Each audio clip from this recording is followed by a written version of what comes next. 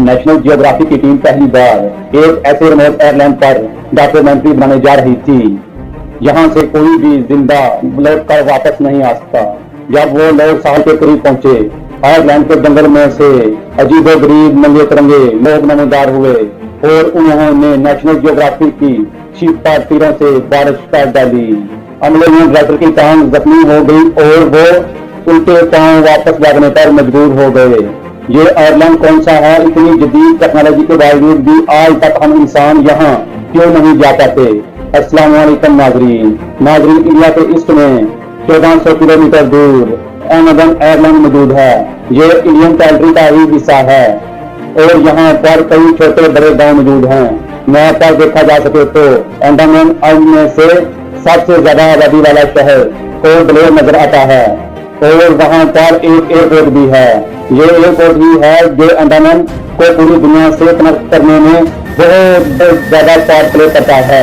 रोजाना दुनिया भर के जहाज यहाँ लैंड करते हैं, लेकिन भारत की बात तो ये है, इतने चहल पहल वाले शहर से सिर्फ 50 किलोमीटर दूर एक ऐसा एयरलाइन है जहाँ लोगों की वो सिविलाइजेशन रहती है जिन्होंने अपनी अलग दुनिया बसा रखी है। मोर सेंटलैंड से पहचाना जाने वाला ये शहर आयरलैंड सिर्फ 50 स्क्वायर किलोमीटर बड़ा है।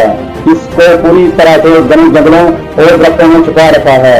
यही वजह है कि न ही सैटेलाइट्स न ही किसी ड्रोन की मदद से इसके अंदर देखा जा सकता है। आयरलैंड पर कौन सा कबीला रहता है, इसके अंदर ऐसा क्या रह चुका है, आज तक ये कोई भी नहीं जान पाया। हिस्ट्री में कई बार यहाँ जाने की कोशिश की जा चुकी है, लेकिन ये कबीला किसी भी और साइबर को किसी भी सूरत बर्दाश्त नहीं करता। ये लोग कैद में आ जाते हैं, तीर बरसाते हैं और जान लेना तो इनके लिए कोई मायने ही नहीं रखता।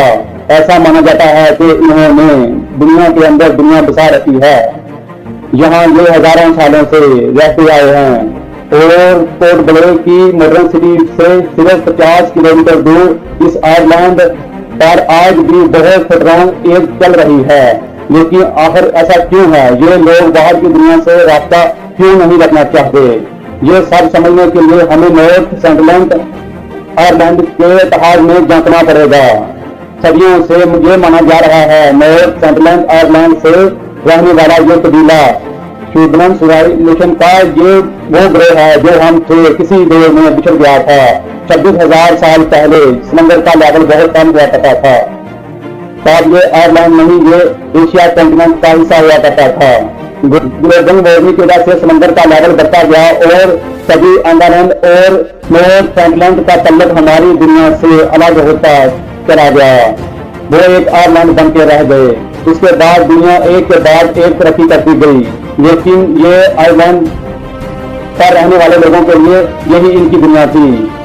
हमें तो इनकी दुनिया के बारे में तब मालूम चला जब 1789 में एक ब्रिटिश शिप अंडमान आयरलैंड पर पहुंची, लेकिन उन्होंने नॉर्थ आयरलैंड सेंटलैंड विजन नहीं किया था क्योंकि ये एक छोटा सा आयरलैंड है। शायद उनकी नजर में इनकी कोई वैल्यू नहीं थी। एटलीस्ट अगले 78 सालों तक ईयर 1867 में जब इंडिया पर ब्रिटिश राज हुआ करता था, तब की एक ship Indian core Andaman Ireland पर जा रही थी तो रास्ते में नॉर्थ आयरलैंड के करीब खराब हो गई। इस शिप में 100 ब्रिटिश और इंडियन मौजूद थे। उन्होंने समझा ये आयरलैंड बियाबान है और यहाँ शायद कोई भी नहीं रहता, लेकिन उनकी यह सोच कुछ ही टाइम में बदलने वाली थी। रेस्क्यू के इंतजार में कुछ दिन यहीं रहने का फैसला किया। तीसरे दिन आयरलैंड के कबीले ने इन पर तीरों से हमला कर दिया। कई लोग मारे गए, कई लोग रॉयल नेवी ने रेस्क्यू कर लिए। नॉर्थ सेंटलैंड आयरलैंड के साथ ये दुनिया का पहला कांटेक्ट जो खून खराबे पे आकर खत्म हुआ था। अगले 13 सालों तक किसी ने भी वापस यहाँ लौटने की हिम्मत नहीं की। फिर ईयर 1818 में एक ब्रिटिश को अंडमान आयरलैंड का ग्राउंड एडमिनिस्ट्रेटर बनाकर भेजा गया। इनका नाम मॉरिस मुराद बोटमैन था और इन्होंने नॉर्थ सेंटलैंड आयरलैंड जाने का फैसला किया क्योंकि बोटमैन वो सारा नजारा खुद देखना चाहते थे कि वो ग्राउंड एडमिनिस्ट्रेटर बनकर आए थे। उनका प्लान था कि वो कबीले के चंद लोगों को कन्वर्ट करके उनको अंडमान आयरलैंड पे लेकर जाएंगे। اور ان کا اچھے سے خیال رکھیں گے اور ان کو ایک اچھے پیغام کے ساتھ اچھے میسج کے ساتھ ان کو واپس بھیجیں گے. شاید وہ کھوئے ہوئے قبیلے سے اچھا کنٹیکٹ بنا سکیں, ان کو یہ احساس دلا سکیں کہ وہ بھی ہماری طرح کے ہی انسان ہیں. پورٹ مین نارتھ سنٹلینڈ گئے کئی دنوں تک قبیلے سے چھپنے میں کامیاب ہوئے. پھر ان کو یہاں ایک فیملی نظر آئی جس میں ایک آدمی اور ان کے 4 بچے تھے. اس پورٹ مین نے اس فیملی کو کنٹیکٹ کیا اور ان کو انڈمان آئرلینڈ پر لے کے آ گئے.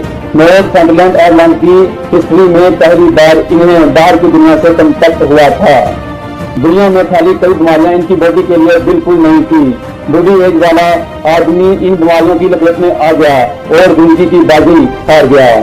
کراؤن ایڈمنسٹریٹر پورٹ مین کو بڑا افسوس ہوا کیونکہ اس کو اپنا پلان فیل ہوتا دکھائی دے رہا تھا. انہوں نے 4 بچوں کو گفٹ دے کر اور ان کو واپس نارتھ سنٹلینڈ آئرلینڈ پہ بھیج دیا.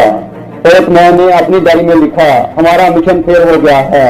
ہم نے ان لوگوں کے دلوں میں مزید خوف ڈال دیا ہے اور یہ بہتر ہوگا انہیں ان کے حالات پہ چھوڑ دیا جائے. اب یہ بھی پاسبل ہے لوٹنے والے بچوں نے قبیلے کے کئی لوگوں کے جسم میں باہر کا وائرس پھیلا دیا ہو اور وہاں اور بھی لوگ مارے گئے ہوں, اور یہ بھی ہو سکتا ہے انہوں نے اپنے ماں باپ کی موت کا ذمہ دار ہمیں ٹھہرا دیا ہو. اس دن کے بعد نارتھ کے اس قبیلے کا باہر کی دنیا پر غصہ مزید بڑھ گیا. اگلی دہائیوں تک کوئی غلطی سے بھی نارتھ سنٹلینڈ آئرلینڈ جاتا اور اس کو قبیلہ مار کر اس کی لاش کو ساحل پر ہی لٹکا دیتا, جو اس بات کا سیدھا سادہ اشارہ تھا ہمارے پاس آنے کی کبھی غلطی مت کرنا. 1947 میں جب انڈیا آزاد ہوا بٹوارے میں انڈمان آئرلینڈ کا سارا ایریا کے حصے میں آ گیا. یہاں رہنے اور بسنے والے تمام لوگ اب انڈین کہلائے جانے لگے, جس میں نارتھ سنٹلینڈ والا قبیلہ بھی تھا. بے شک اس قبیلے کو تو معلوم بھی نہیں تھا کہ انڈیا کیا ہے. انڈین گورنمنٹ نے فیصلہ کیا کہ ناراض قبیلے کو ایک کنٹیکٹ کیا جائے. 1967 میں انڈین اینتھروپولوجسٹ پوپنار پنڈت نے یہ کام اپنے سر لیا اور پولینڈ کے ارد پورٹ میں چکر کاٹنے اور گفٹ پھینکتے جا رہا تھا, اور وہ اور کچھ نہیں صرف اس قبیلے کا دل جیتنا چاہتا تھا.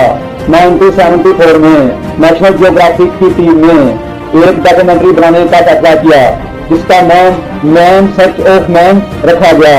ان کی ٹیم ایک بڑی بوٹ میں سوار تھی جس میں سیکورٹی گارڈ اور بلو نارتھ پنڈت بھی شامل تھا. ان کا خیال تھا وہ آئرلینڈ کے بہت زیادہ قریب جا کر گفٹ رکھیں گے جو لہروں سے ساحل پر پہنچ جائیں گے. پہلے وہ قبیلے کا رقم لینا چاہتے تھے, پھر وہ ڈاکومنٹری کی شوٹنگ شروع کریں گے. وہ 3 دنوں تک گفٹ پھینکتے رہے.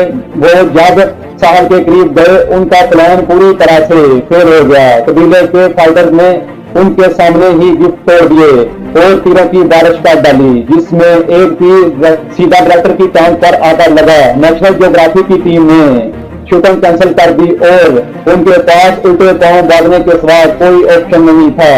آئرلینڈ کے کچھ فوٹوگرافر وہ دور سے ہی ریکارڈ کرنے میں کامیاب ہوئے تھے اور یہ نارتھ سنٹلینڈ کی آخری فوٹو تھا. نیشنل جیوگرافک نے تو اپنا مشن کینسل کر دیا لیکن ٹیڈ اینگلن فورجنٹ یہاں پھر بھی آتے رہے اور قبیلے کو دور سے ہی گفٹ دے کر واپس جاتے رہے. کئی سالوں تک آخرکار ایک دن قبیلے سے دوستانہ کنٹیکٹ بنانے میں کامیاب ہو گئے. انہوں نے کئی فوٹوگراف کیپچر کیے اور کچھ قبیلے کے لوگوں کو ہنستے ہوئے بھی دیکھا گیا. پنڈت نے اپنی جونیئر کینتھرن پولس مدھو مالا کو بھی اپنے اس مشن میں لگا لیا جن کو قبیلے کے ساتھ فرینڈلی ماحول میں دیکھا جا سکتا ہے. کئی سالوں تک یہ فرینڈلی ماحول چلتا رہا. پھر 1981 میں ایک شپ آئرلینڈ پر آ کر پھنس گئی. یہ ٹراما میں رجسٹر MV پرنگ شپ تھی. اس میں 30 لوگ سوار تھے. ریسکیو کا ویٹ کرنے لگے. کئی دنوں کے بعد انہوں نے نوٹس کیا کہ انہوں نے 50 سے زیادہ لوگ آئرلینڈ سے نکل کر ان پر تیر پھینک رہے ہیں. انہوں نے اپنی کمپنی سے ایمرجنسی کنٹیکٹ کیا اور ہیلی کاپٹر کی مدد سے ایک لفٹ کر لیا گیا اور ان کی شپ آج بھی نارتھ کے ساحلوں پر موجود ہے جس کو گوگل ارتھ پر بھی دیکھا جا سکتا ہے. ایک بات تو کلیئر ہے, کسی بھی ریزن کی وجہ سے نارتھ سنٹلینڈ کے لوگ اگر کسی پر رحم دل رہے ہیں وہ ہے پریتناگ پنڈت اور ان کی جونیئر مدھو مالا. لیکن پنڈت ریٹائر ہوئے انڈین گورنمنٹ نے سنٹلینڈ کے تمام فیوچر کو بزنس کو کینسل کر دیا. और एयरलाइन को सील कर दिया गया। तब से लेकर इसके इर्द गिर्द एयर नेवी की शिप पेट्रोलिंग करती नजर आती है। किसी को भी किसी वजह से यहाँ जाने की परमिशन नहीं है। लेकिन यहाँ बात खत्म नहीं हुई। 2006 में 2 मछुआरे यहाँ गलती से इस एयरलाइन पार आन पहुंचे। जिस एरिया में दूसरे मछुआरे मछलियां पकड़ रहे थे, उन्होंने देखा कि कबीले के चंद लोगों ने दूसरे मछुआरों को उनकी आंखों के सामने मार डाला और उनकी बॉडीज को भी बीच के किनारे लटका दिया गया।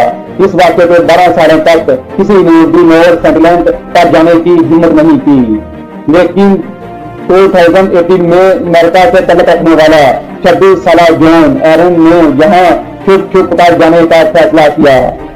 जॉन फ्लाइट से अंडमान पहुंचा, मछुआरों को रिश्वत देकर जबरदस्ती उनको नॉर्थ इंग्लैंड एयरलाइन पर जाने पर मजबूर किया।